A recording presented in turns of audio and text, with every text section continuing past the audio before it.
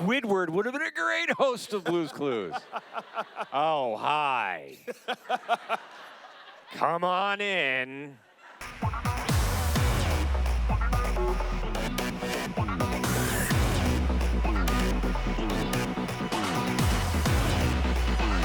Hang on, before we get started, I want to do show and tell. A 10-year-old kid made me this hat. Oh.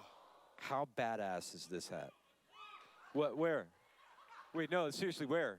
Where? Where? On his hat? My hat? On a cat? Dude, there is no cat up here. This is the problem with us. We've been doing this for 25 years. Oh my God, that was amazing. That was amazing. We can go home now. Like that's. I'm gonna put this on. Ladies and gentlemen. No, I am going to invite you guys to ask some questions. We have a microphone on this side. Just be cognizant of those people that are around you. But to kick things off, yes, that's what I'm talking about. Wear the hat. Wear it. That's I literally love this hat. That is beautiful. So obviously, Nickelodeon has had an impact on your life, which I think is fantastic. I don't know if you knew that Nickelodeon as a company started here in Columbus in the 70s. Did you know that? Nope. You guys didn't know that either? Is that real? Come on, y'all. Come on, this is us. We got to represent. So this is kind of a homecoming, I would say. Have you been to Columbus before? No, I've been through Columbus. You've been through Columbus? No, okay. I spent time in Cleveland and a little in Cincinnati, but that 71 connection. I not see. capital city. Okay. So I'm surprised because you grew up in PA, just next door. Yeah, but Eastern PA. Oh, so far. Okay, on the Yeah. other side. I got you. Considering such, though, you've made such a huge impact on a lot of childhoods, but what was your childhood like? Were you a big, avid TV watcher? Did you watch shows that were geared towards younger audiences? Sure.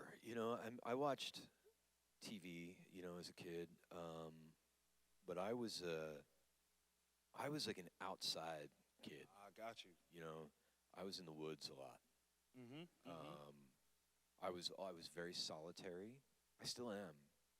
I was highly super duper, like, lost in my imagination kid. I feel like I remember being a kid pretty well. Right. I feel like I remember that, and it was useful to me being on children's television to kind of really go back there and remember the intensity. You guys remember it? You feel like you can when you're like 4, and you're like always sticky. And like you're just like super into everything. You're like really like everything's like intense. At least it was for me. Something that child development specialists say, that Fred Rogers used to say, which I think is true, is that play is the work of childhood. Yes. Make some noise for Mr. Rogers, please. Oh. Yes. Fred. But that's what I remember about being a child, was like it almost felt like clocking into work to play. But in terms of television that I enjoyed, my mother tells me to this day that I used to just sit there and just absorb Mr. Rogers' Neighborhood. I don't really remember that. I remember thinking, this is a strange television show. Why is he talking to me? But she said I would just sit there and watch, and I guess maybe I was saying, this will be important when I am 22. Yes, indeed. Yes, but indeed. I was a Sesame Street fan. Nice. And specifically, I didn't know this until much later, but specifically like the Frank Oz Muppets. Nice, very nice. Grover, Bert, Cookie Monster. Those characters were flawed. True. Like there's something broken about Bert. I mean that, and I think that's why they were so grounded and so human and so funny and so relatable. And those were my big influences. Were Grover, really. I love that. And when I auditioned for Blue's Clues, I was like, I used a lot of Grover. That's why the male song is like that. That's me doing Grover. That's brilliant. That's absolutely brilliant. Make some noise for that one time, please. That's fantastic. Grover. Now, growing up, performance kind of seemed to be, a track that you were already on. In high school, you were in a bunch of bands, but you also did theater in high school. Is that correct? So what put you on that path of performance, and which one did you like most? When I was in high school, I got accepted to a scholarship arts program in Pennsylvania for writing and for theater. And they said I could do both. And when I got there, they made me pick one. Oh, rude. And there were cuter girls in theater. Hey, truth is truth. Truth is truth. And I really had my mind expanded that summer. I had some really excellent teachers that I got really into acting. Not even so much into acting, but into the theater generally, like playwriting and all of that. And that became my focus from that summer on. And so that's what I went to college for and eventually went to New York for. But I don't personally make a distinction between music and acting and writing. It's all like the same junk, It's all the same goop inside of you. Right. And it's whatever lens you're putting in front of that, if that makes sense. Yeah. Because it's all storytelling. It's a way for you to connect to the outside world. Expression. Yeah. It's all, sometimes it's storytelling. I guess it is all storytelling in some ways, Yeah. Okay, so musically, when you're in high school, who were some of your biggest influences that you like to listen to that kind of motivated you to explore music? The first time I got really into music, I remember there was a big concert when I was a kid. It was called Live Aid. First of all, I had an older sister who was cool as hell. And she was always playing like David Bowie, and so I was always exposed to good music as like a little kid. But the first time I ever thought, I want to be in a band, was when I saw U2 play at Live Aid. Okay. Now, U2 used to be so awesome. They're not now. But back then, they were like strange and wonderful band.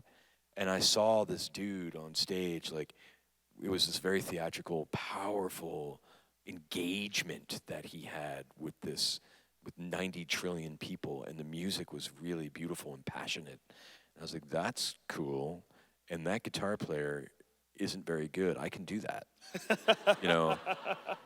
But the first music I loved was from my favorite movie. It was a movie called Rocky. Let's go.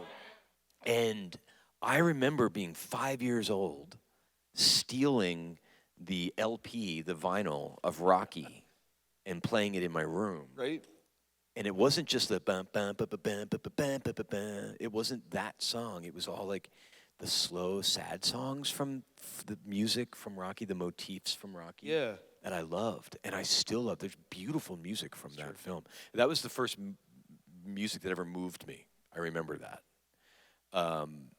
And then in high school, I found the good stuff. I found the Smiths, and I found the Cure, and I found Fugazi, and I found. That's right. Make some noise for that. Yeah, I found all the awesome weird stuff, and then it was over. How did you connect with the Flaming Lips? I heard their record. They had a record that came out in 1999 when I was still young, and I was at a party, and somebody played that record, and I heard 30 seconds of it, and I left the party. Wow. And bought the record. That's what I'm talking about. Yeah. Serious. Yeah. I don't know, have you ever had music like that in your lives? Mm-hmm. That completely rearranges your aesthetic and changes you completely? I've only had a couple experiences like that, but that was one where I was like, everything is different now. And they were, no one really knew who they were yet at that point, not really. And I just broke out. I was like, this is the best music, and I became obsessed with it. And I was at the time writing my own music, and I had Pro Tools at home, and I was making my own stuff. And I knew someone who knew their producer, so I stalked him and sent him a CD, and he called me, and he was like, hey, so you're the Blues Clues dude? And I was like, yeah. He's like, well, I listened to your demo, and I'll confess I only listened to it to make fun of it. But some of it's good. Like, did you write this? And I'm like, yeah. He's like, well, these 2 songs in particular are pretty good. Why did you send them to me? It's like, I don't even know, man. I just think you're awesome. He's like, well, I have time. In 3 weeks, I have like 5 days if you want to come up and record them. That's I was awesome. like, yeah, I want to do that. So I went up to his studio in Buffalo, New York, and it was like in a cabin in the woods to record, and the Flaming Lips were there. That's incredible. They were recording Yoshimi Battles the Pink Robots, and we were immediately best friends. Within 10 minutes, we were sitting on the floor with guitars, laughing. And that's awesome. And then their multi-instrumentalist guy was like, do you want me to put drums on that track? It's not bad. I'm like, yes, I want that very much. And they made my bad demos sound great. And so we became friends, and we worked on a whole record together. They took me on tour with them, and we're still buddies to this day. That's awesome. They say don't meet your heroes, but I did, and it was great. Absolutely, absolutely. Now, how many instruments do you play? I play 0 instruments. No instruments. I am a terrible musician. I own many guitars, and that's what I usually write on. But I don't think I would say that I play. So if we brought out a guitar right now, you would be very upset with us. I could play, like Blowing in the Wind or something. Okay, all right. I can play a couple of chords, but I don't think you need to have a high level of mastery of an instrument, right, to really paint a picture with one. So that's kind of the beauty of it, Very true. I mean, look at punk rock. That is kind of the point of it. Yeah. Right? Yeah. So moving into this acting space, you were in college and you drop out to pursue actual acting. Sort of. I won a national acting award. Hey, when that's I was dope. like a freshman in college. Yeah. And for being so serious. Like when I moved to New York, I moved to New York City to be the most intense, pretentious actor. I mean, because that's what people were telling me I was good at. Yeah.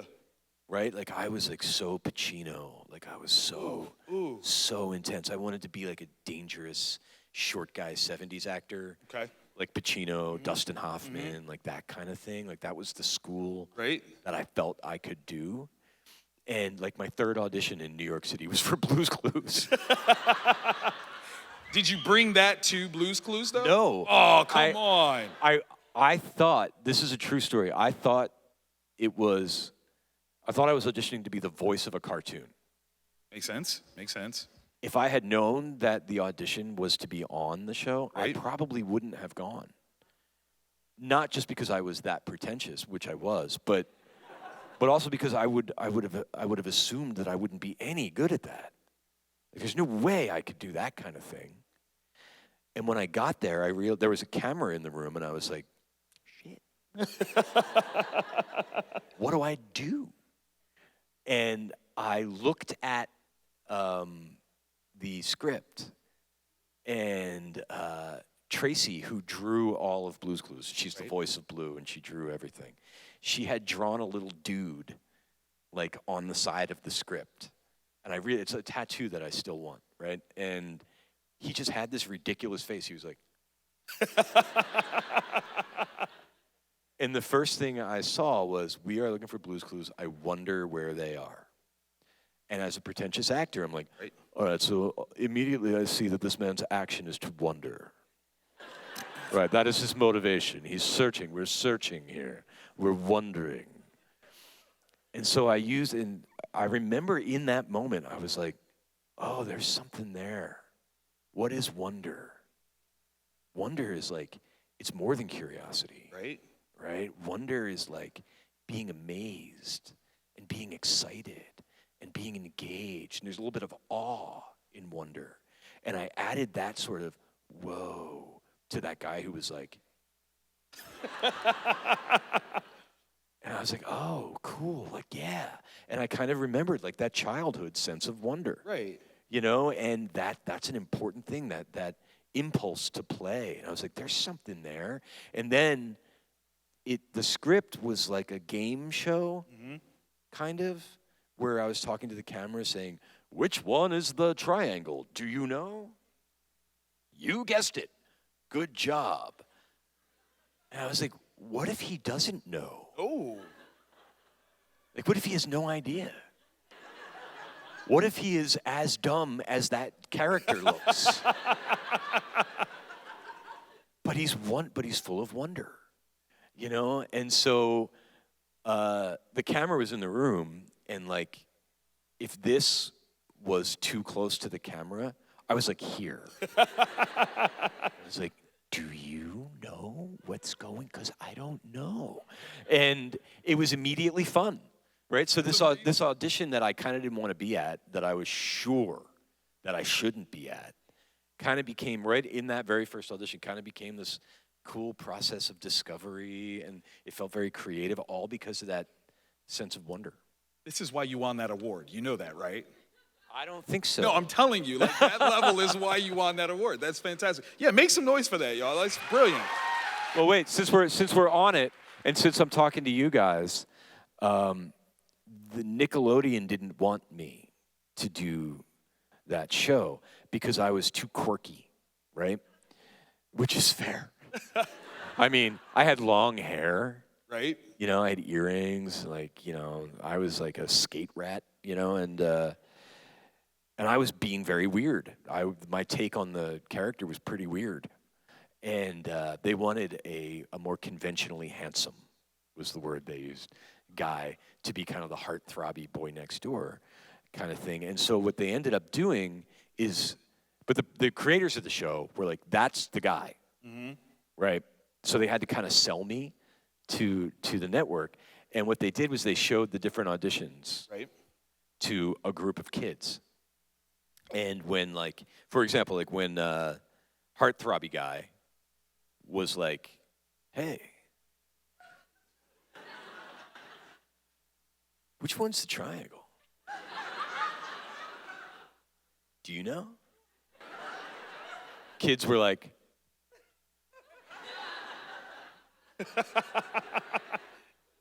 it's over there. But then when quirky dude was like, hey, listen, which one is the triangle? Kids were like, we have to help this guy. He needs to know. He needs us. God. And like, there's a video of it. Kids are crawling over themselves, touching the screen. Some of them are mad at me. Some of them are like, over there. Right there, you know. So the truth is, you guys got me this job. Hey, come on. So, thank you. And I mean that. That's awesome. Bunch of moms moving the kids out of the way for the heartthrob guy. Yeah. I know where the triangle is. Come talk to me. Come talk to me. Shh, I can help you with Billy. shapes and colors. That's amazing. That's amazing. Okay, so as I understand it, you kind of affected a Christopher Walken sort of vibe for when you were doing Steve. No. That's not true? That story is how Joe got the job. Oh. Donovan Patton, who played Joe, is a dear friend of mine, right? I'll preface this. He's your little brother. He's one of my favorite people on earth. Aww. He took care of me when I got COVID. We're still good friends. Come on. I love this guy. That's awesome. But when he auditioned, he did it as Christopher Walken. Which is great because he and I were just immediately best friends, you know? And we just immediately started talking like, who would be a terrible host for this show? And he's like, Christopher Walken. I was like, yes, that's true. And he's like, yeah, so I don't see it. Over there, in my hair? I don't know. And he does a really good Christopher Walken. And I was like, you have to, if I have to work with someone, this is the one I want. You know, so that's a Donovan story, not a music. That's amazing. Now I'm curious though, if you did like a Pacino version of Steve, what that would have sounded like?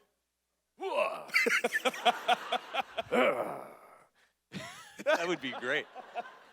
That would be hilarious. We'll save that for a future Because there's episode. all kinds of Pacinos. There's I don't see it. Yeah, there's that guy. Then there's also like the Godfather Pacino. You know, that would be funny. But I think the worst host of Blue's Clues ever would be Jim Ignatowski from a TV show called Taxi. Wow. You guys don't remember that show. Wow. But that's a funny one. That would be amazing. That would be absolutely hilarious. I do want to invite you guys to ask some questions. So there's a microphone right here. Safely, quietly, securely, line up. You got to tell me your name. That's the rule. Absolutely, absolutely. Oh, wait, almost there, almost there. Check the mic. Hey, there it is. Okay. So when I was 11, this blew my What's mind. your name? What's your name? Oh, my name is Samuel, and Yeah. so when I was 11, I saw a clip on YouTube that I think you did an episode of, I think it was Law and Order. So my question to you is, of more serious roles you've done in your career, what was your favorite to have done? Nice. I haven't done all that much acting. Blue's Clues kind of took over, and then I enjoyed being behind the scenes kind of thing. But another true story is when I was up for the role of Blue's Clues, Steve, I was almost a recurring regular on a TV show called Homicide. Oh, okay. Which was the most serious show. So I would say my favorite stuff that I've done that isn't Blue's Clues from an acting standpoint has been theater stuff. Nice. I got to be Mozart once in a play called Amadeus. I enjoyed that, you know. So I'd say it was theater stuff. That's awesome. Thanks. Thank you. Thank you, Samuel. Between Law and Order and Blue's Clues, who had the better clue sets? Excellent question. Yeah. And Blue's Clues. Of course, obviously. Hello. Hello, my name is Katie. Hi, I and- remember you. Yeah, oh wow, How okay. have you been? Great. Well, I wanted to ask, because Blue's Clues is such an amazing educational tool, it's magical and it's memorable. And in my line of work as a meteorologist, I go to schools and I talk to kids and teach them about the weather. But sometimes it's a little difficult to get them to be engaged. So do you have any advice on how to make the content you're trying to teach kids memorable and fun at the same time? Yes. This is an Emmy Award-winning meteorologist, Yeah. by the way. You mean in the room, in the moment? In the moment. That's harder, right? I'm not great at that. You know, I have a lot of friends who are like preschool teachers and stuff like that, and that's harder than what I did. It's harder to do in the room. It's easier to do what you and I did with a blue screen and a camera. Oh yeah. You know what I mean? It's easier. But I will say this, Katie. I believe, you know that sense of wonder we were just talking about? I believe it's highly contagious, right? And you can do this yourself. You can go stand out on High Street and like just do this.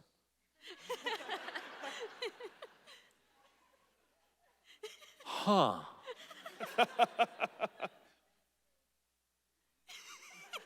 What?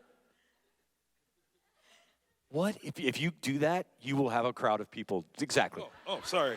Right? So wonder is contagious, and if you can lean into that, people are drawn to that anticipatory joy of wonder. And my main trick, the trick that I used to engage y'all, was I looked at Steve as not as cool as you, right? So you were always the cool one in the room. So, and from that standpoint, that status differential, I was always kind of like trying to like be cool, you know? There's no way to condescend if you're doing that, right?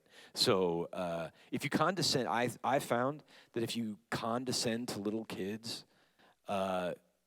like, hi, how are you? Let's have some fun today.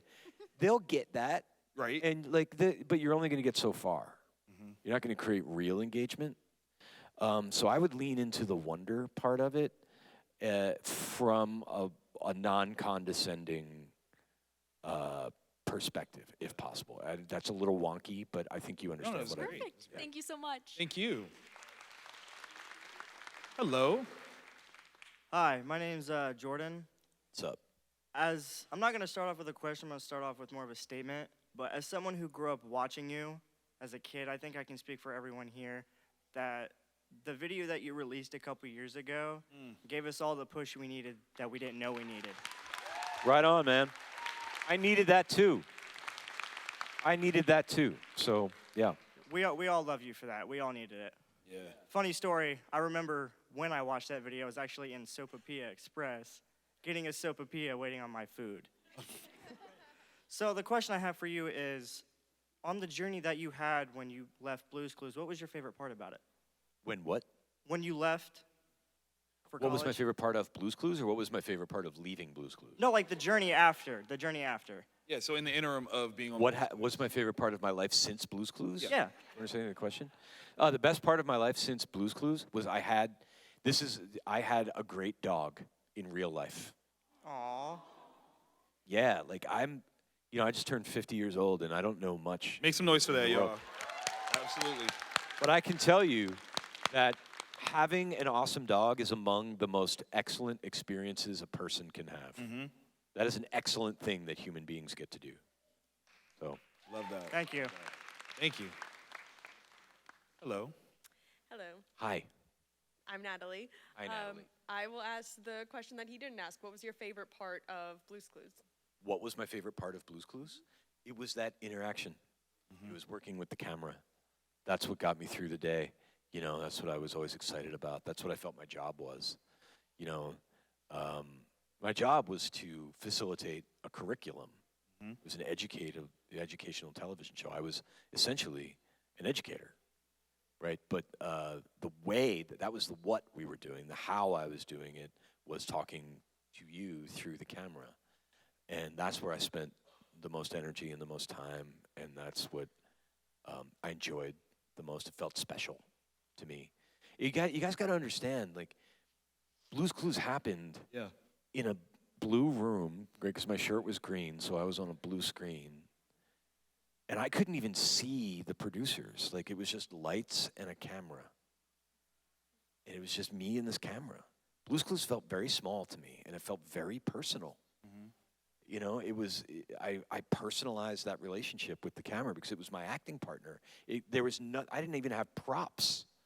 You know, sometimes the thinking chair was real, but most of the time it wasn't even there. So the only thing I had my only lifeline was the camera. The only thing I had was you. You know, so it felt personal to me, that relationship. So yeah, that was my favorite part. That's brilliant. Thank you.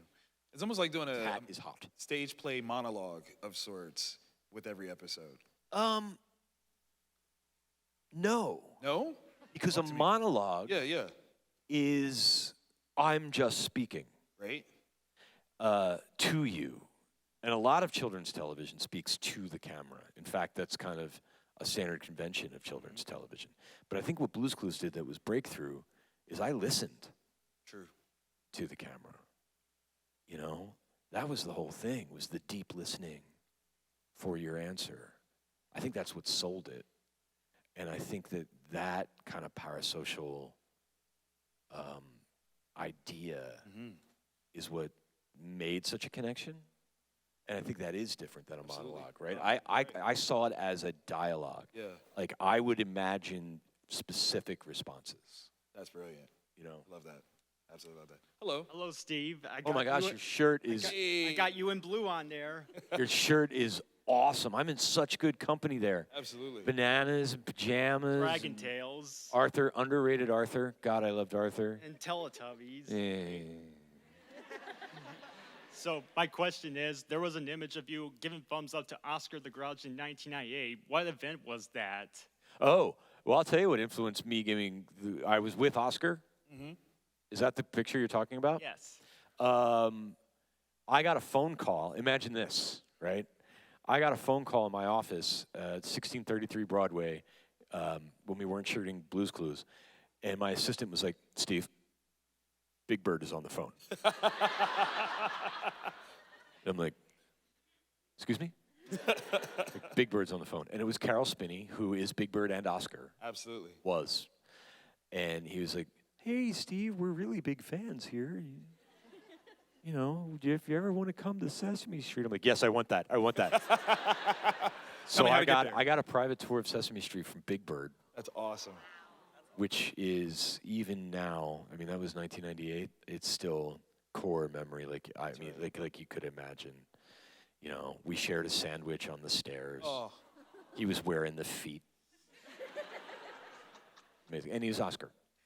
So. Thank you so much. Yep. thank you. I got to be in the trash can too. Hello. Hi. Hi, my name is Bo. I just want to thank you because my childhood was amazing because of you.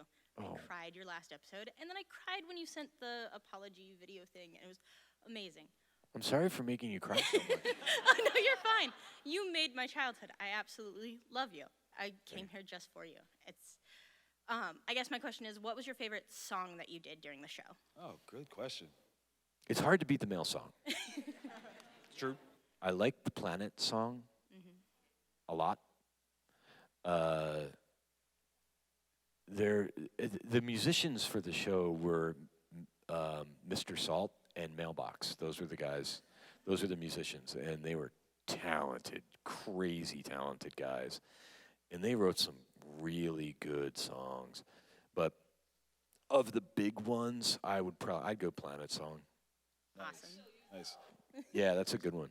What's your favorite song? The male song. So we found yours on a streaming site, and my nephew is 18 months, and so he freaks out every time the male song happens. Yeah. That's awesome. He's so excited. Yeah, they did such a good job with that. Just that herald in the beginning, the bell died. It's like, oh, it's happening again.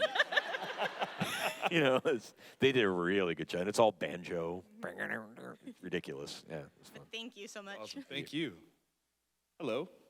Hi, my name's Sam. First of all, you look great for 50. I did not realize Hey. you were 50. Come You on look now. incredible. That's for right. That's right. Thank you. You're welcome. You're welcome. So clearly, in the many years, you have grown up a lot and look very different from when you were on the show. And obviously, all of us who were wee tykes and were watching you now also look very different. My question is, how often do you still get recognized, and how do those interactions usually go when that happens? It happens a lot now because of the viral video thing. It happened not very often before that. Yeah. While I was on the show and looked like Steve, it happened every day. And the interactions are always wonderful. You know, right after that viral video happened, it was a lot of tears. A lot of very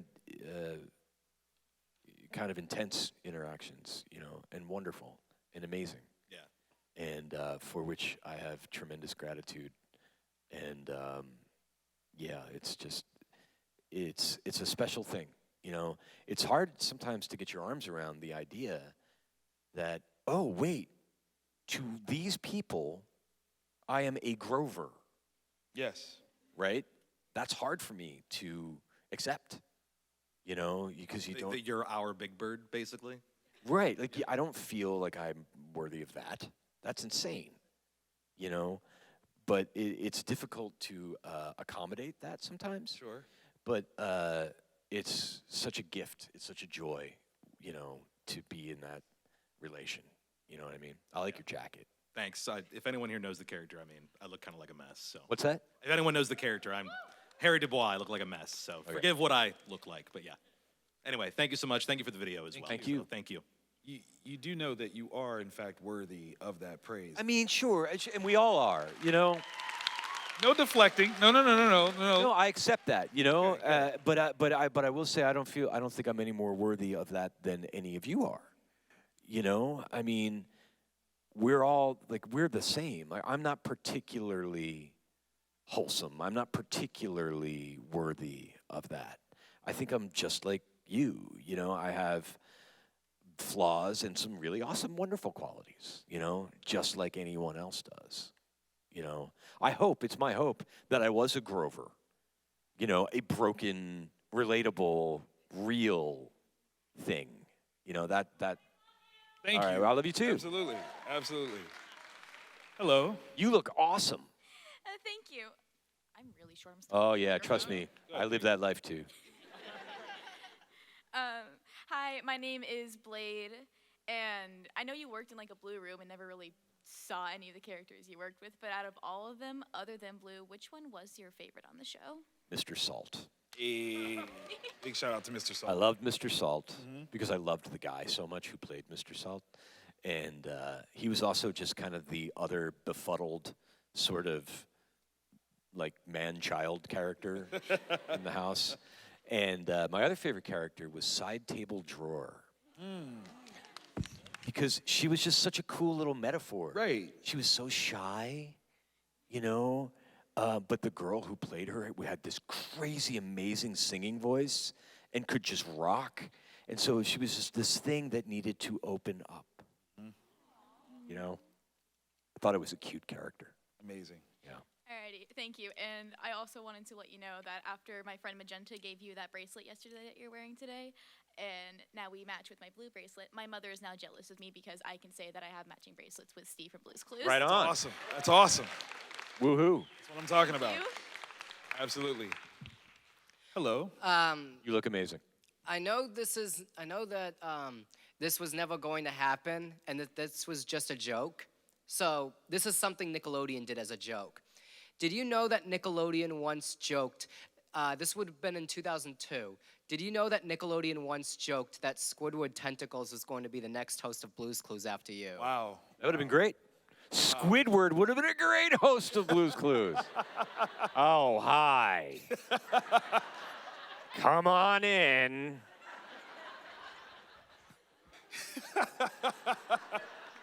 Squidward, I didn't know that you were the voice. Squidward, I didn't know that you were in Blue's Clues. What's that? I didn't know that you were in Blue's Clues, Squidward. Yeah, exactly. Wow, that was good. That was really good. That was awesome. Hello. Yes, hello, I'm Callum. Yes, hey, I remember you. Yes, thank you. We just it's met. Probably the hat. Yes. But I wanted to elaborate further on the Blue Room stuff because how did you go about actualizing the characters, considering they were not actually there with you? And We just got good at it. We just got ninja about it eventually. It was hard. It was really hard. People always say, why did you leave Blue's Clues? That is why.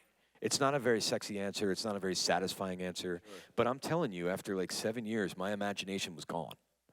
Like, that's a really hard muscle to flex on that level constantly. But a lot of it's easier than you think, right? But some of it is impossible to do. If you look at like a Star Wars documentary, they've got like people in green suits and stuff. We had none of that. It was just me and a camera, right? And I would have to run around and do a bunch of things and then go to the camera, and there would be an animation director on set who would like have all these pictures, and he would kind of overlay them onto a monitor. I, of course, couldn't see that stuff. Must have been nice to see that stuff. So I'm just I'm basically in the bottom of a swimming pool, like in a void. And I'm running around doing stuff, and I'm talking to my condiments, and I'm running over here, and I'm doing stuff, and then I go up to the camera, and if I'm here, it's right, and if I'm here, it's wrong. It's like, cut, we have to do it again. And I'm like, oh, boy. And we just eventually developed a sense for it, and we just kind of got better at it, but it was never easy. I think particularly for me, but also for the directors and also for everyone. It was just a very difficult process because we were doing it so cheap. Right. You know, there were ways to make that process easier that Nickelodeon was not going to pay for.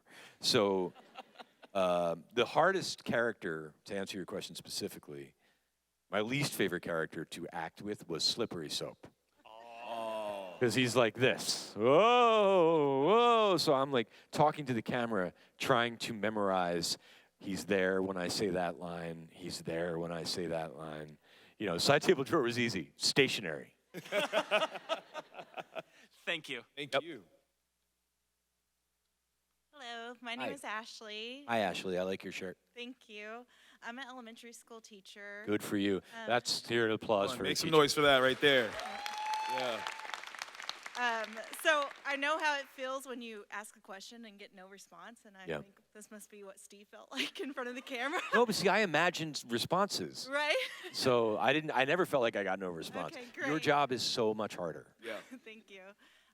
My question is, I've just seen a big shift in kids from watching TV to watching YouTube and things that are online because it's free. A lot of my kids, they don't have the funds to pay for cable. Do you see yourself getting back into children's television or into like a YouTube series or something, even in a writing capacity? Because I just feel like there's not enough of that stopping and listening to kids anymore in television. Yeah. That's right. I think there's not enough of it for adults, too. Right. True. You know? Yeah, I'm working on some kid stuff. Yeah. I played Mr. Rogers and I've played some of your stuff and they're mesmerized by it. Like By Fred Rogers? Yeah, they're in tune with it. You would think they think it's weird or boring, but they love it. Absolutely. Fred Rogers was next level, though. I mean, in a way, he was so, what he was doing was much larger than children's media. True. I feel like that guy should be on our money. Yeah. You know? He was next level. I mean, but if we put Mr. Rogers on a $1 bill, you go on one as well. You No. You No, do. I'm not. You No, do. no. Like, dude, you brought the same thing, just in different technology. I promise you. I love that. I love what you're saying, and I feel it, and I think it's a beautiful compliment. But I always push back on that because what Fred Rogers was doing was a ministry, right? Welcome to your church, right here. Well, that was his passion. He was a singular being. He was an avatar of the Buddha, essentially. I'm an actor who fell backwards into a weird show. You know what I mean? Like, there's a big difference. There's a profound difference between Fred and I. What was your question? Well, am I going to do more If you're going to kids go TV? back into children's television. Probably not like as a guy on the right. thing, but I'm working on some stuff. I think what we need in the world is another music show. It's been a while since there's been a good music show. I will say something they need is something that addresses things that my kids are dealing with. They're dealing with a lot of things at home and they don't know how to process it. Right. And there's not really any shows that want to address it either. But do you think that this is a good question, I don't know the answer to it, but do you think YouTube is the place to go for that answer? No, but I'm saying that's where they do go because that's what's on their tablet, you know, and so it'd be great if there was some good stuff overcrowding the stuff they should. This is the thing, right? This is something Mr. Rogers used to say. He would say that television is terribly important, and that's the word he used, because anything that comes out of the TV, and I think the tablet, the phone, is automatically sanctioned as a piece of the parent's caregiving because it's in the home. It's no different than anything that comes out of the stove is immediately safe to eat in a child's mind because it's a piece of caregiving. So there's an incredible amount of importance to children's media, I believe. And I think what's most important is just that anyone creative who's making kids TV should bring their A game, you know, and not just make toy commercials. Or noise. Or noise. Lots of noise. Great I hear you. Thank you. Thank you. We are within the 4-minute block, so if we don't get to your question, what I'm going to do is I'm going to invite you that are in line to come up here and be the front line when we do our selfie, okay? So you guys will get something for your time and effort. Oh, that's cool. Hello. It's a good move, Victor. Do what I can. Hello. I'm sorry. I am very autistic and very bad with words. I can barely hear you. I'm sorry. It's okay. Sorry. I'm very autistic and very bad at words sometimes. Okay. First, I want to say thank you. I don't remember a lot of things from growing up, but I do remember you, so I just thought that was important to say. But also, what was it kind of like? I know you've touched on it a little bit, coming back and like, especially after posting that video and realizing that for like a lot of people, you are one of the childhood greats. And say that last part again. I'm having a hard time hearing you. Can you hear? A little bit. So sorry. It's all right. What was it kind of like coming back and realizing that you were one of the childhood greats, whether you intended to be or not? Because you said, you know, you came in and you were trying to be like one of the pretentious actors. And then in that audition, you decided that it was worth it and that that show was worth it and that we were worth it. And so what's it kind of like realizing that you've become one of the childhood greats for us, whether you intended to or not? Tell me your name again. Cass. Cass, thank you for that. It was a great, big, huge deal, right? You know, we're adults now. I can be honest with you guys about this stuff, but I thought you all thought I was dead. And that's funny, but it wasn't funny. You know, the truth is, the whole time I was on Blue's Clues, I was fighting severe clinical depression. And I had no idea that that's what was going on. I didn't know what it was. But it was hard to be the happiest person in North America. You know, I was the most depressed, happy person in North America, you know. And when I left the show, I still hadn't dealt with any of that at all. And then everyone thought I was dead for 5 years. And I was like, that's just weird, and that's making me angry. And then it goes on for 10 years, and then it starts to feel like a cultural preference. And it goes on for 20 years, and if you have undiagnosed severe clinical depression that you've done nothing about, you start to wonder if you're supposed to be. We're very glad you're here. Very, very glad. Yeah. But when the viral video came out, I had addressed things, and I was in a great space. You know what I mean? But when the viral video came out, and everyone was so happy that to see me, I was like, and now they know I'm not dead. And I'm being glib about it, but it was a big deal for me. And it was an enormously healing thing for me.